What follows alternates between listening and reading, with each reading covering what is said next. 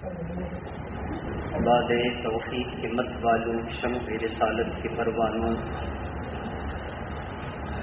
میرے بزرگوں اور دوستوں، عزیز بچوں، اپنے اپنے گھروں میں رہ کر سننے والی ماؤں اور بہنوں، السلام علیکم ورحمۃ اللہ وبرکاتہ۔ الحمد للہ نحمده ونستعینه ونستغفره ونؤمن به ونتوکل علیہ ونعوذ باللہ من شرور انفسنا ومن سیئات اعمالنا، من یهده اللہ فلا مضل له ومن يضلله فلا هادي له، ونشهد ان لا اله الا الله وحده لا شريك له، ونشهد أن سيدنا محمدا عبده ورسوله، أما بعد فأعوذ بالله من الشيطان الرجيم، بسم الله الرحمن الرحيم، فمن شهد منكم الشهر فليصم، وقال الله تبارك وتعالى في القرآن المجيد، أقم الصلاة لذكري،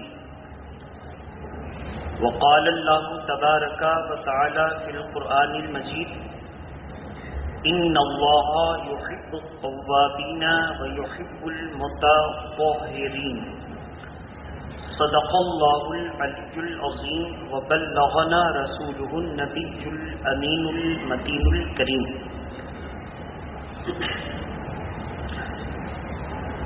نماز اچھی، حج اچھا، روزہ اچھا، زکوٰۃ اچھی۔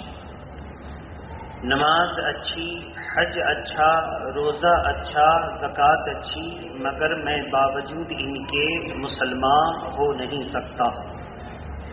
نہ جب تک کٹ مروں شاہ بطحہ کی عزت پر، خدا شاہد ہے کامل میرا ایمان ہو نہیں سکتا۔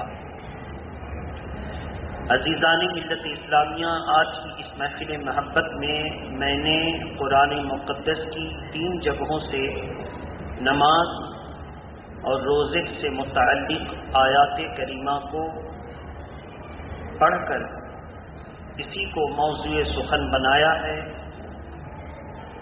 اور اسی کے تحت آپ کے سامنے اللہ اور اس کے رسول کی ذات پر یقین رکھتے ہوئے کچھ عرض کرنے کی کوشش کر رہا ہوں۔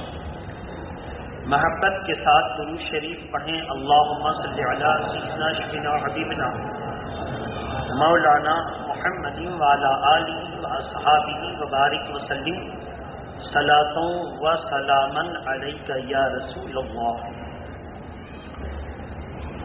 اب رمضان مبارک کی آمد ہے، مخصوص گنے چنے دن رہ گئے۔ اللہ کے پیارے نبی صلی اللہ علیہ وسلم رمضان مبارک کی آمد سے 2 مہینہ پہلے رجب المرجب ہی سے رمضان شریف کی تیاریاں شروع کر دیتے اور فرماتے، اللہم بارک لنا فی رجب و شعبان و بلغنا رمضان۔ اے اللہ، ہمارے لیے رجب اور شعبان کے مہینے میں برکت عطا فرما اور رمضان مبارک میں عافیت کے ساتھ ہمیں پہنچا۔ رمضان مبارک کا جیسے ہی دن قریب آتا تو صحابہ اکرام حضور سے تعلیم لے کر اپنے اپنے کاموں کو سمیٹ لیتے، اپنے اپنے عوامل کو حکم دے دیتے کہ سارے حکومتی کام کو سمیٹ لیے جائیں اور تمام دفاتر سے اعلان کر دیا جائے کہ وہ فضل اور رحمت والا مہینہ آ رہا ہے، اس 1 مہینے میں مختصر کام کرو، تنخواہ اتنی ہی ملے گی، اور جم کر کے اللہ کی عبادت کرو۔ تو جتنے صحابہ اکرام کاروبار سے منسلک تھے وہ اپنے کاروبار کو سمیٹ دیتے، اپنے غلاموں میں سے جس کو چاہتے آزاد کر دیتے، اور چند مخصوص وقت ایسا رکھتے جو دنیا و مافیہا سے الگ ہو کر اللہ کی عبادت کرتے. تو یہ وہ رمضان کا مہینہ ہے. اس کے تعلق سے 3 باتوں پر ہمیں توجہ رکھنی ہے. نمبر 1، سب سے پہلے ہمارا غسل اور طہارت صحیح ہو. اگر غسل صحیح ہوگا، طہارت صحیح ہوگی، تو پھر وضو کا نمبر ہے. جب طہارت کی بات آتی ہے تو طہارت سے مراد غسل بھی ہے اور طہارت سے مراد وضو بھی ہے. اللہ نے قرآن مجید میں ارشاد فرمایا وَيُحِبُّ الْمُتَطَّهِرِينَ، اور اللہ طہارت کاملہ کرنے والے کو پسند فرماتا ہے. جب یہ آیت کریمہ اتری تو حضور نے اہل مدینہ سے پوچھا، اے میرے مدینہ شریف کے رہنے والے غلاموں، یہ بتاؤ کہ تم کون سا عمل کرتے ہو کہ اللہ تعالیٰ قرآن مجید میں تمہاری تعریف فرماتا ہے. یہ آیت کریمہ سورہ بقرہ پارہ نمبر 2 کی ہے. اہل مدینہ عرض کرتے ہیں یا رسول اللہ، کوئی اور ایسا عمل تو نہیں کہ کہہ سکوں یہ ہے؟ ہاں، ہم طہارت خوب اچھے طریقے سے کرتے ہیں. کہا وہ کیا ہے؟ کہا پہلے ہم پیشاب کریں یا پاخانہ، بول کریں یا براس، پہلے ہم مٹی سے کلوخ لیتے ہیں، پھر اس کے بعد پانی سے دھلتے ہیں، تو ڈبل طہارت ہو گئی. تو اللہ کے پیارے نبی نے فرمایا چونکہ تم کامل طہارت کرتے ہو، اسی وجہ سے تمہاری تعریف اللہ نے کلام اللہ میں فرمائی. اور کیسے فرمائی؟ کہ اللہ پسند فرماتا ہے. اب آپ سوچئے کہ کسی کو اگر کوئی لیڈر کہہ دے کہ ہم تم سے بہت خوش ہیں اور ہم تم کو پسند کرتے ہیں، ہم تم سے راضی ہیں، تو کتنا خوش ہوگا وہ دنیا دار. لیکن جس کو اللہ کہہ دے کہ طہارت کرنے والے کو ہم پسند کرتے ہیں، اب ہم مسلمانوں کے لیے لازم ہوا کہ جس کو اللہ پسند کرتا ہے ہم اس پر کوشش کریں. اب ہر مسلمان کی کوشش ہونی چاہیے کہ اللہ سے محبت کا پہلا زینہ، پہلی سیڑھی طہارت ہے. اب طہارت کریں، درود شریف پڑھیں. اللہم صلی علی سیدنا شفیعنا حبیبنا مولانا محمد امام الجود والکرم وآلہ واصحابہ وبارک وسلم.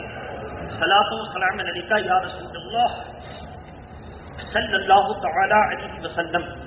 تو عزیزان ملت اسلامیہ، جب طہارت کی بات آئی تو سب سے پہلے غسل پر توجہ دینی چاہیے. رمضان المبارک کا متبرک مہینہ آ رہا ہے، ہم تیاری ابھی سے کریں. یہ نہیں کہ آج جمعہ ہے تو جمعہ کی نماز پڑھیں گے، پھر اس سے جیسے ہی ہم کو یاد آ گیا کہ ہم اللہ کے بندے، ہم پر نماز فرض ہے، بس ویسے ہی ہم سر جھکا دیں. یہ ہماری سوچ شیطانی سوچ ہے کہ جمعہ آئے گا تب سے ہم نماز شروع کریں گے، رمضان کا مہینہ آئے گا تب سے ہم رمضان شروع کریں گے، لڑکی کی شادی کر لیں گے پھر ہم نماز شروع کریں گے. یہ شیطانی سوچ ہے. شیطان چاہتا ہے کہ آدمی کو وسوسہ دے کر کے اس کے اوپر جو ہے اللہ سے دوری کے لیے غنودگی طاری کر دے، اور اسی طرح وہ جو ہے حیلہ کرتا رہے. یہ حیلہ، اس کو کیا بولتے ہیں اردو میں؟ بہانہ. اسی طرح سے وہ بہانے تلاشتا رہے، حیلہ تلاشتا رہے، اور دھیرے دھیرے وہ اللہ کی رحمت سے دور ہو جائے. تو ایسا نہیں ہے. جیسے ہمیں یاد آ گیا، جمعہ کا انتظار نہیں کرنا، یا اللہ ہم ابھی سے تیری بارگاہ میں حاضر ہیں. تو طہارت سب سے پہلا جو ہے غسل کو دیکھیے. غسل میں 3 فرض ہیں. کتنے فرض ہیں؟ نمبر 1 کلی کرنا. جو لوگ پان اور کھینی وغیرہ کھاتے ہیں ان کو چاہیے کہ مسواک کرنے، خلال کرنے، ٹوتھ پیسٹ اور برش کا جو استعمال کرتے ہیں، پاؤڈر کا استعمال کرتے ہیں، جو چاہیں کریں، منہ کی بدبو دور کر دیں. اور وہ جو تمباکو کی پتی جم جاتی ہے، دانتوں میں سٹ جاتی ہے یا سڑ جاتی ہے، کوشش کریں کہ اس کو چھوڑا لیں. اس کو کریں. اس کے بعد خلال بھی سنت ہے اور مسواک بھی سنت ہے. اللہ کے پیارے نبی نے مسواک کے تعلق سے فرمایا اگر میری امت پر گراں نہیں گزرتا، یہ فارسی لفظ، عربی لفظ، اگر میری امت پر شاق نہیں ہوتا تو میں حکم دیتا کہ ہر نماز کے وقت مسواک ضروری ہے، لیکن چونکہ گرا ہے، سب کو مسواک ملے نہ ملے، اس لیے مسواک بہرحال سنت ہے، اب لازم ضروری نہیں، اور جب ضروری کہہ دیتے تو کیا ہوتا؟ واجب ہو جاتا۔ اسی سے ہمارا اور آپ کا عقیدہ بیدار ہوا کہ اللہ کے پیارے نبی شارع ہیں۔ کیا ہیں؟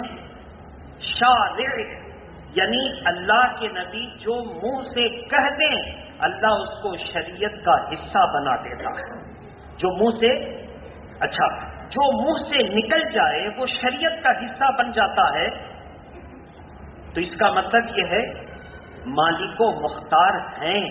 کیا ہیں؟ اور وہابی، دیوبندی اور اس قسم کے نظریات کے لوگ کیا کہتے ہیں؟ نہیں، نبی کے چاہنے سے کچھ نہیں ہوتا، نبی بے بس اور مجبور ہوتا ہے، جو چاہتا ہے اللہ کرتا۔ سننے میں تو بڑا اچھا لگا، جو چاہتا ہے اللہ کرتا ہے۔ تو مثال دیکھیے، بیٹا، ماں منع کرتی ہے کہ بیٹا ایسا کام نہ کر، بیٹا اگر کہہ دے تمہارے چاہنے سے کیا ہوتا ہے؟ ابا کو ہم راضی کر لیں گے، جو ابا فیصلہ کریں گے وہی ہوگا، تم چلو ہٹو، چاہنے سے تمہارے کچھ نہیں ہوگا۔ بتائیے وہ بیٹا گستاخ ہے کہ نہیں ہے؟ گستاخ ہے؟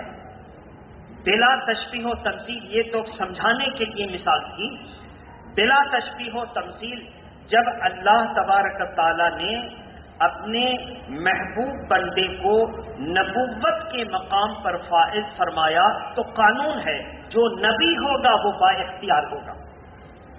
ایسا نہیں ہو سکتا کہ جو وزیر اعظم ہو وہ کٹ پتلی ہو اور بے اختیار ہو، اس کو وزیر اعظم نہیں کہتے، کٹ پتلی آپ کہتے ہیں۔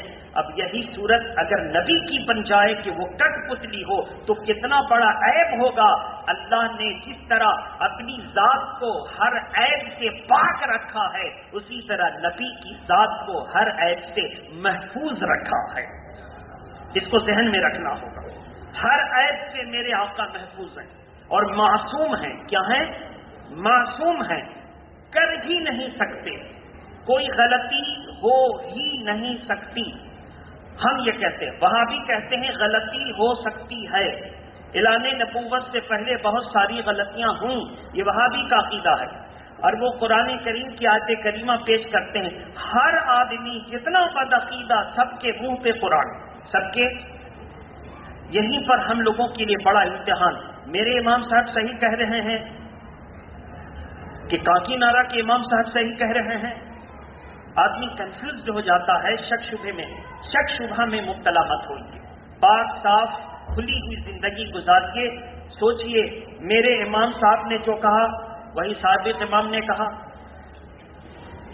جو میرے امام صاحب نے کہا وہی نظریہ اعلیٰ حضرت کا بھی، وہی نظریہ خواجہ غریب نواز کا بھی، وہی نظریہ غوث پاک کا بھی۔ اس کا مطلب امام صاحب صحیح راستے پر ہیں، فیصلہ ہو گیا۔ اب آپ کو امام صاحب کی تحقیق کی کوئی ضرورت ہی نہیں ہے، اس لیے ہم لوگ جب تحقیق میں بول دیں کہ رسول اللہ صلی اللہ علیہ وسلم نے فرمایا، اب نہ آپ کو قرآن تلاشنے کی ضرورت ہے نہ حدیث تلاشنے کی ضرورت ہے، یہ دیکھنے کی ضرورت ہے کہ امام صاحب کا جملہ بزرگوں سے مل رہا ہے تو صحیح ہے، اور بزرگوں سے نہیں مل رہا ہے تو سوچنے کی ضرورت ہے۔ یہاں پہ سوچنے کی ضرورت ہے، کوئی آدمی غلطی سے پاک نہیں، ہم بھی غلطی سے پاک نہیں، یہاں پہ سوچنے کی ضرورت ہے۔ اب آپ سوچیے، آپ سوال و جواب کیجیے، آپ ملیے تو یاد رکھیے بہت ذمہ دار مسند پر کھڑے ہو کر کے آدمی کو بولنا پڑتا ہے۔ کہنے کا مطلب یہ ہے، یہاں پہ وہ کہتے نبی خطا وار ہیں، اور مثال دیتے ہیں قرآن سے، انا فتحنا لک فتحا مبینا لیغفر لک اللہ ما تقدم من ذنبک وما تأخر۔ بے شک اللہ فرماتا ہے نبی کی شان میں، ہم نے آپ کو کھلم کھلا فتح عطا فرمائی تاکہ اللہ آپ کی اگلی پچھلی خطائیں معاف فرما دے۔ آپ کی، کس کا ترجمہ ہے؟ وہابی کا، دیوبندی، غیر مقلد اور سلفی۔ اب سوچئے، اس کا ترجمہ ہے تاکہ اللہ آپ کی اگلی پچھلی خطائیں معاف فرما دے۔ سوال پیدا ہوتا ہے کہ تم نے آپ کی، یہ آپ کی کا لفظ کہاں سے پیدا کیا، یہ ترجمہ کیسے ہوا؟ محققین، بڑے بڑے بزرگان دین نے جو ترجمہ کیا، حضرت شیخ سعدی شیرازی، سرکار غوث اعظم، ان تمام کا فارسی ترجمہ اٹھائیں اور اس میں دیکھیں لیغفر میں جو لام ہے، لام سبب کے لیے ہے، لام سبب کے لیے، اور اس کا ترجمہ جب سبب مانا تو وسیلہ مان لیا۔ کیا مانا؟ آپ کو کسی کے سبب سے نوکری ملی، وسیلہ مانا نا، وسیلہ مانا۔ اب ترجمہ کیا ہو جائے گا وہ سنیے، لیغفر لک اللہ، تاکہ اللہ آپ کے اگلوں اور آپ کے پچھلوں کی خطائیں معاف فرما دے۔ بے شک اللہ کے پیارے نبی کے ما قبل جتنے انبیاء کی امت ہیں ان کی بھی، اور نبی کے ماں بعد صحابہ اکرام اور صحابہ سے لے کر قیامت تک جتنے حضور کی امت ہیں ان کی بھی سب کی خطائیں معاف ہوں گی۔ کس کے صدقے میں؟ میرے نبی کے صدقے میں۔ اب آپ کی طبیعت خوش ہو گئی۔ اسی سے اندازہ کریں کہ جو بھی گھوٹالا کرتا ہے وہ ہماری ناسمجھی اور ہماری کم عقلی کا فائدہ اٹھا کر ترجمہ میں گڑبڑی کر کے گھوٹالا کرتا۔ مگر یہ قانون ہے کہ اللہ نے جب نبی کو کہہ دیا معصوم تو ان سے کبھی غلطی ہو نہیں سکتی۔ ہم ترجمہ میں ترمیم اور رد و بدل 1000 مرتبہ کریں گے، وہ کہیں گے نہیں میرا علم غلط ہے۔ جب نبی معصوم ہے تو وہ خطاوار ہو نہیں سکتے۔ ہم کو اپنا بدلنا ہوگا، یہ ترجمہ میرا غلط، یہ ٹرانسلیشن غلط ہے۔ ایسے آپ کو عقیدہ بنانا ہوگا۔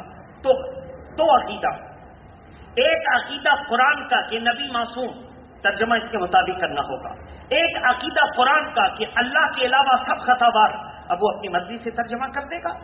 تو میرے محترم، تو اس ترجمہ پر بہت سارے مفسرین نے کہا لیغفر میں تم چھلا بھی کہا گیا۔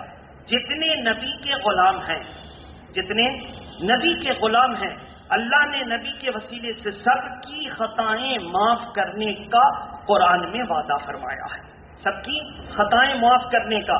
تو میرے محترم بزرگوں دوستوں، اس لیے یہ طے ہو گیا کہ ہم اہل سنت نبی کو معصوم اور بے خطا مانتے ہیں اور بد عقیدہ خطاوار مانتے ہیں۔ دلیل میں وہ بھی وہی آیت پیش کرتے ہیں اور دلیل میں ہم بھی وہی آیت پیش کرتے ہیں۔ کیسے حل ہوگا کہ کون صحیح ہے؟ اٹھاؤ غوث اعظم کے قانون، اٹھاؤ سرکار غریب نواز کے قانون، وہاں جا کر کے دیکھو ان کا بھی وہی عقیدہ ہے جو ہمارا اور آپ کا عقیدہ ہے۔ وہ بھی نبی کو معصوم مانتے ہیں، ہم بھی نبی کو معصوم عن الخطا مانتے ہیں۔ تو اب جب ہمارا عقیدہ ہمارے اگلے بزرگان دین سے میچ کر گیا، مطابق ہو گیا، تو ہم صحیح ہیں۔ اس کو ذہن میں رکھیں۔ درود شریف پڑھیں، اللہم صلی علی سیدنا شفیعنا حبیبنا مولانا محمد وآلہ واصحابہ وبارک وسلم، صلاۃ و سلام علیکہ یا رسول اللہ۔ تو غسل کا پہلا فرض کلی، غسل کا دوسرا فرض ناک میں پانی چڑھا کر ناک صاف کرنا۔ عورتیں ناک میں نتھ وغیرہ نوز پین بیسر پہنتی ہیں، اس کو ذرا حرکت دے لیں، حرکت دے لیں۔ غسل کرتے وقت کان میں جو ایئرنگ ہے اس کو ذرا حرکت دے لیں۔ انگوٹھی وغیرہ ہے، حرکت دے لیں۔ عورتیں پیر میں بھی انگوٹھی بچھیا کی نام سے پہنتے، حرکت دے لیں تاکہ پانی ہر ظاہری جلد پر سے گزر جائے، اس کو حرکت دے لیں، گزر جائے۔ تو غسل میں پہلا فرض کلی، دوسرا فرض ناک میں پانی چڑھا کر ناک صاف کرنا، اور تیسرا فرض سر کے بال سے لے کر پیر کے ناخن تک، یعنی کل پورے بدن پر پانی بہانا۔ کتنا؟ کم سے کم ہر بال کی جڑ پر سے 2 قطرہ پانی بہ جائے، یعنی کوئی ذرہ برابر بھی جسم کا حصہ سوکھا ہوا نہ رہے۔ کہنے کا مطلب یہ، آدمی ہڑبڑاہٹ میں نہاتا ہے تو کبھی ادھر چھوٹ گیا کبھی ادھر چھوٹ گیا، ایسا نہیں ہونا چاہیے۔ جسم کا کوئی حصہ سوکھا نہ رہے۔ اگر سوکھا رہا اور ناپاک تھا، پاکی کا غسل کر رہا تھا تو غسل ہوا ہی نہیں۔ اس کو ذہن میں رکھیں۔ تو 3 فرض: کلی کرنا، ناک میں پانی چڑھانا، پورے بدن پر پانی بہانا۔ طریقہ: سب سے پہلے استنجا کریں گے، لنگی کپڑے پر تہبند پر اگر نجاست لگی ہے تو الگ رکھ دیں گے، پرانی صحیح پاک لنگی کپڑا پہن کر غسل کریں گے، کمر تک دھو دیں گے۔ کہاں تک؟ کمر تک دھوئیں گے، بیٹھ کر کے پھر وضو کریں گے۔ وضو کرنے کے بعد وہی وضو جو نماز میں کرتے ہیں، فرق صرف اتنا کہ غسل کے وضو میں پیر آخر میں دھوئیں گے۔ وضو کریں گے، وضو کرنے کے بعد دائیں کاندھے بائیں کاندھے، سر کے دائیں حصے بائیں حصے پر پانی بہائیں گے، صابن شیمپو جو آپ کو عادت ہے لگا کر کے لگائیں گے اور پورے بدن پر پانی بہا لیں گے۔ اگر آپ کا دل بھرتا تو صحیح، اطمینان کے لیے آپ پھر سے وضو کر لیں، پیر دھو لیں اور لنگی کو آپ اتار دیں اور دوسری سوکھی ہوئی لنگی پہن لیں، تولیہ کپڑے سے بدن پوچھ لیں، پیر دھو کر کے غسل خانے سے باہر آ جائیں۔ ٹیبل کرسی یا زمین پر بیٹھ جائیں، پھر پائجامہ پہ پیر ڈالیں یا پینٹ میں پیر ڈالیں۔ کھڑے ہو کر کے پائجامہ یا پینٹ پہننے سے بیماری چڑھتی ہے، بیٹھ کر کے پہنے، جب کھڑے ہوں تو ضربت لگا، یہ غسل ہے۔ اب وضو کی طرف سے آئیے۔ وضو میں 4 فرض ہیں۔ کتنے فرض؟ 4 فرض ہیں۔ سب سے پہلا فرض چہرہ کا پورا کا دھونا۔ کوشش کیجئے کہ ایک ہی مرتبہ پانی چہرے پر رکھا، مارا نہیں، پھٹاک سے مارا نہیں، چہرے پر رکھا، اب پورا چہرہ دھل گیا، ایک مرتبہ میں پورا چہرہ دھل گیا۔ پورا چہرہ کا دھونا، دونوں ہاتھ کی انگلیوں سمیت دھونا، سر کا چوتھائی کم سے کم مسح کرنا، پورے سر کا مسح کرنا سنت، 1/4 کا مسح کرنا فرض، چوتھائی سر کا کم سے کم مسح کرنا، دونوں پیر کا دھونا، یہ وضو میں 4 فرائض ہیں۔ کتنے فرائض ہو گئے؟ ماں بقیہ سب سنت۔ قبلہ کی طرف بیٹھ کر کے وضو کرنا سنت، تو اب ظاہر ہے جب قبلہ کی طرف بیٹھیں گے تو کلی کریں گے تو قبلہ کی طرف، تو کیا ہے طریقہ؟ اگر داڑھی والا ہے تو داڑھی کو ایسے پکڑ لے تاکہ کلی کے پانی کا اثر اس پر نہ ہو، ایسے پکڑ کے اور خوب زمین پر جھک جائے اور تب کلی کا پانی گرائے، تب اس سے کیا ہوگا؟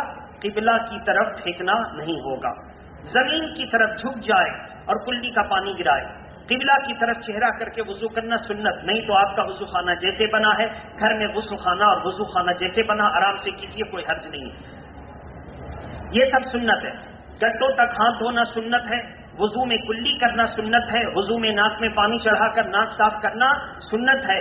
جو چیز 2 چیز وضو میں سنت ہے، یہی 2 چیز غسل میں، زور سے بولیے، ہاں غسل میں فرض ہے، اس کو ذہن میں رکھیے گا۔ اب اس طرح آپ نے وضو کر لیا، پورے سر کا مسح کیا، کان کا اندرونی حصے کا مسح کرنا سنت، باہری حصے کا مسح کرنا سنت، گردن کا مسح کرنا سنت، حلقوں کا مسح کرنا مکروہ نہیں کریں گے۔ وضو کرنے کے بعد مرد عورت ایسے پانی لے کر جب ہاتھ دھوتے ہیں تو 3 مرتبہ ایسے بھی کرتے ہیں، یہ ایسے جو چڑھانا مکروہ، اس سے بچنا چاہیے۔ کیسے؟ وضو کی شروعات کریں گے، انگلی کے ناخن سے پانی بہانا شروع کریں گے، کہنی تک لے جائیں گے، پھر اس پر پورے کو دھلیں گے، پھر پانی بہانا شروع کریں گے، بس ہو گیا۔ ایسے کرنا نہیں ہے، یہ غلط طریقہ ہے، اس سے پرہیز کریں۔ وضو کرتے وقت جو پانی کا چھینٹا بدن یا کپڑا پر پڑے، اس سے کپڑے کو بچانا چاہیے۔ کپڑے کو جہاں پر چاہیے کا لفظ آئے گا وہاں پر واجب ہوتا ہے، ضرور بچانا چاہیے، کپڑے کو بچانا چاہیے، کپڑے کو بچانا چاہیے۔ عموماً آدمی غسل خانے میں یا نل میں، میونسپلٹی کارپوریشن کے نل میں کھڑے کھڑے آدمی وضو کرتا ہے تو کپڑے کو خوب سمیٹ کر کے وضو کرے کہ وضو کا چھینٹا چاہے زمین سے ٹکرا کر ہو یا ہاتھ ہی سے ٹپک کر ہو، ایسا بھی ہو سکتا ہاتھ سے ٹپک گیا، ہاتھ ہی سے ٹپک کر ہو، کپڑے میں جذب نہ ہو، کپڑے میں جذب۔ بہت سے لوگ وضو کر کے آتے ہیں اور بیٹھ جاتے ہیں اور اپنی لنگی کا کنارہ اٹھا کے اس سے وضو کا پانی پوچھ لیتے، ہاتھ پوچھ لیتے، چہرہ۔ وضو کرنے کے بعد اس کا جو پانی ہے اپنے ہی پہننے والے کپڑے میں جذب کرنا مکروہ ہے، شریعت کو سخت ناپسند ہے، چونکہ وہ گناہ کا پانی ہے۔ وضو میں 4 فرائض ہیں، ماں باقیہ سنتیں ہیں، ان پر عمل کریں۔ میرے محترم بزرگوں دوستو، اب جب وضو، نماز صحیح، وضو صحیح، تو پھر غسل صحیح، وضو صحیح، تو اب آئیں نماز کی طرف۔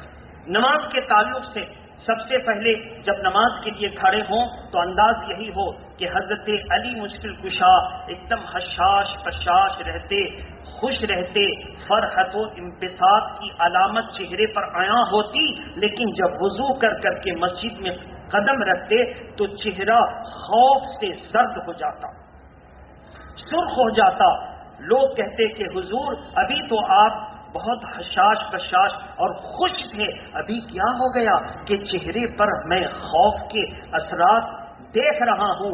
سیدنا علی مشکل کشا نے فرمایا تم نہیں جانتے کہ میں کتنے بڑے کی دربار میں حاضری دے رہا ہوں، میں کتنے بڑے کے دربار میں حاضری دے رہا ہوں۔ یہ وہ دربار ہے چاہے تو عبادت قبول بھی کر لے اور چاہے تو قبول نہ کرے، وہ غنی دربار ہے کتنے بڑے کی۔ اس لیے آدمی جب وضو کر لے بہت احتیاط سے نماز کے قریب آئے، اور مسجد میں جب آئے تو دھم دھم کی آواز، قدموں کی تیز چاپ نہ بلکہ سکون کے ساتھ آئے، اطمینان اور طمانینت کے ساتھ آئے، اور آنے کے بعد بیٹھ کر اٹھے پھر سنتیں پڑھیں ایسا نہیں، آنے کے بعد بیٹھ جائے اور پھر نفل پڑھے یعنی تحیت الوضو اور دخول المسجد ایسا نہ کریں، بلکہ وضو کر کے آیا جگہ لے لے اور کھڑے کھڑے بیٹھے نہیں، وضو کر کے آیا اور جہاں جگہ مل گئی وہاں کھڑے کھڑے آ کر کر کے نیت کر لے۔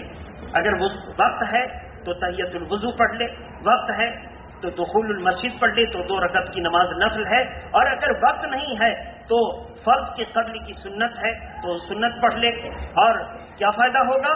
اگر آیا تھا باہر سے اور آ کر کھڑے کھڑے اس نے سنت کی نیت کر لی، تحیت الوضو اس نے نہ پڑھی، دخول المسجد بھی موقع نہ ملا پڑھنے کا، اللہ کے نبی فرماتے ہیں اس سنت پر عمل کرنے کی برکت سے موقع نہ ملا مگر اللہ اس کے نام اعمال میں ان نمازوں کا اجر اور ثواب لکھ دیتا ہے۔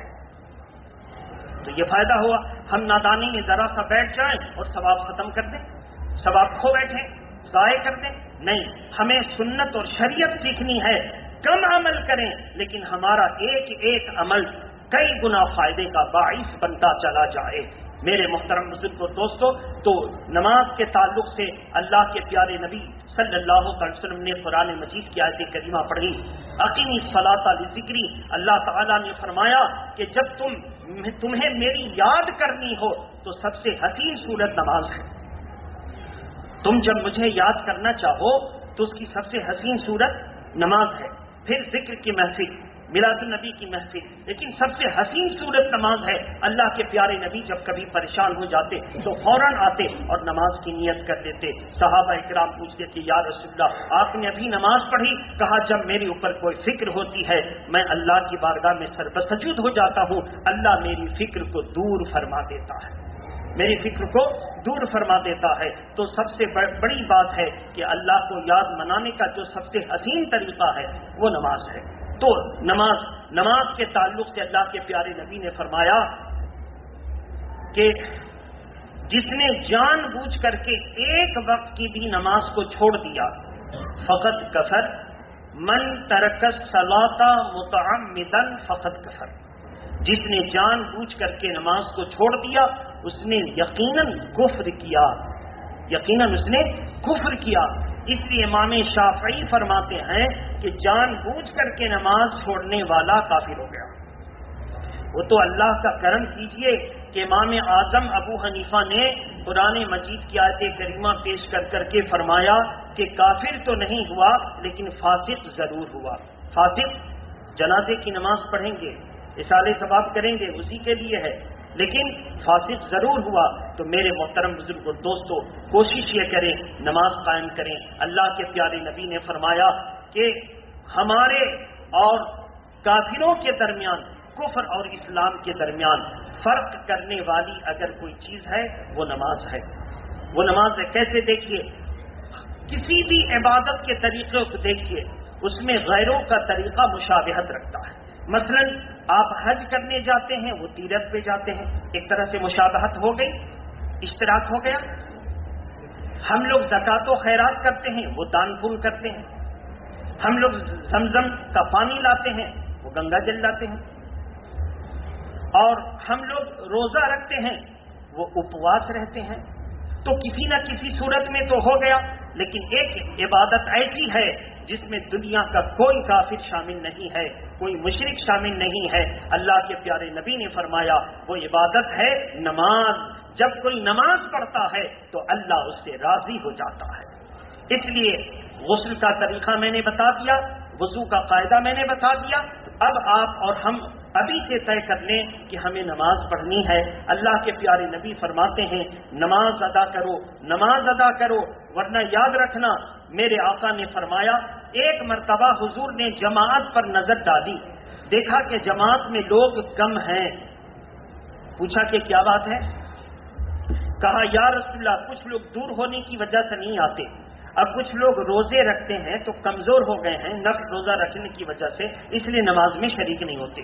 اللہ کے پیارے نبی نے فرمایا جی میں تو یہ آتا ہے کہ میں عشاء کی جماعت کا وقت ہو کسی کو حکم دوں کہ وہ لوگوں کو نماز پڑھا دے، اور میں کسی امام کی اقتداء میں نماز پڑھتا ہوا چھوڑ کر جاؤں اور ان کے گھروں کی طرف اور ان کے گھروں پر لکڑیاں ڈال کر آگ لگا دوں کہ وہ جماعت میں کیوں نہیں آتے، لکڑیاں ڈال کر۔ آپ سوچئے نماز چھوڑنا تو معاملہ الگ ہے، صرف جماعت چھوڑا تو اللہ کے نبی فرماتے ہیں آگ لگا دیں۔ لوگ یہ کہتے ہیں کہ حضور نے چاہا نہ، آگ تو نہیں نہ لگائی، حضور چاہا آگ نہیں نہ لگائی، لیکن دیکھیے چاہی لے تو کیا ہوتا ہے، حضور کی چاہت کی اہمیت دیکھیے گا۔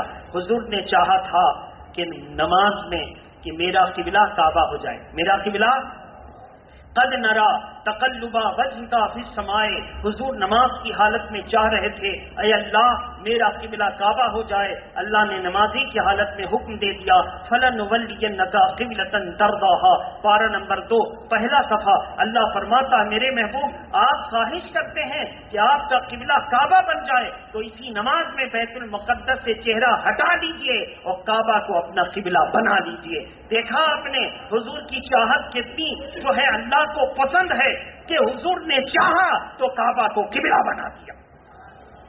تو یہ نہ کہیے حضور نے چاہا نہ آگ نہیں لگائی، آج گھر گھر میں آگ لگی ہے، ساس بہو کی آگ لگی ہے، روزی روزگار میں کمی کی آگ لگی ہے، آدمی پریشان حال ہے آگ لگی ہے، نوکری چھوٹ گئی آگ لگی ہے، رشتہ طے نہیں ہو رہا آگ لگی ہے، شیطان کا حملہ ہے آگ لگی ہے، گیس کی شکایت ہے نماز نہیں پڑھ سکتے آگ لگی ہے، بار بار وضو ٹوٹ جاتا ہے ہر گھر میں آگ لگی ہے۔ آگ کی کوئی اور کیفیت ہے، کیوں ایسی آگ نہیں لگی کہ گھر گھر میں آگ لگ جاتی لوگ جل کر مر جاتے؟ اس لیے ایسی آگ نہیں لگی کہ قرآن مجید پارہ نمبر 9 میں اللہ نے فرما دیا میرے محبوب جب تک آپ اس جماعت میں تشریف فرما ہیں اللہ کا کھلم کھلا عذاب آپ کی امت پر نہیں آئے گا۔ اگر اس آگ سے ہم بچے بھی ہیں تو یہ نبی کا صدقہ ہے، لیکن ظاہراً تو بچ گئے لیکن پوشیدہ سب پریشان ہے، ظاہراً تو لیکن پوشیدگی میں ہر آدمی پریشان ہے۔ کوشش کریں ہم لوگ گنہگار سیاحکار، رمضان مبارک کا مہینہ آ رہا ہے، اس سے پہلے ہم توبہ کر لیں اور اللہ کے راستے پر کھڑے ہو جائیں۔ نہ جانے کس کا کھڑا ہونا اللہ کو منظور ہو جائے تو ہم سب کے کھڑے ہونے کو وہ قبول فرما لے۔ وآخر دعوانا ان الحمد للہ رب العالمین۔